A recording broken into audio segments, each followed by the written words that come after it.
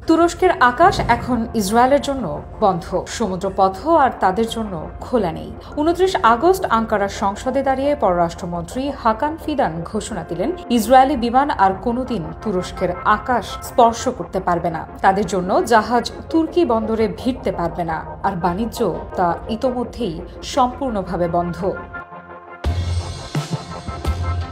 ফিদান বলেন, গাজায় ২ বছরের ধ্বংস আর রক্তপাতের পর আমরা আর চুপচাপ বসে থাকতে পারি না। শিশু, নারী, বৃদ্ধ সবার ওপর আঘাত হচ্ছে, মানবতার নীতি লঙ্ঘন করা হচ্ছে। তুরস্ক নীরব থাকবে না।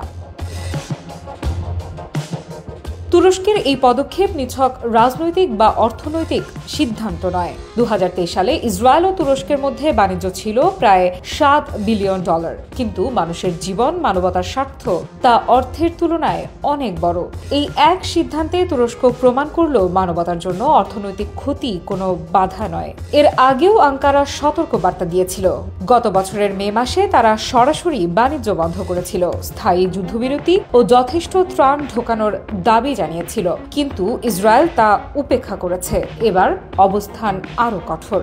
আকাশসীমা ও বন্দর বন্ধের মাধ্যমে তারা ইসরায়েলকে এক ধরনের বিচ্ছিন্ন অবস্থায় ফেলে দিয়েছে। ওদের স্বপ্ন পূরণে পাশে থাকতে পেরে আমরা গর্বিত। তবে এবারে প্রশ্ন হচ্ছে, তুরস্ক কি একাই দাঁড়াবে দখলদার রাষ্ট্রের বিরুদ্ধে, নাকি অন্য দেশগুলোও একে একে মানবতার পক্ষে এসে দাঁড়াবে? সময়ে সে উত্তর মিললেও এই মুহূর্তে তুরস্কের নাম লেখা হয়ে গেছে প্রতিবাদের প্রতীক হিসেবে। আফরিদা ইফরা, নিউজ 24।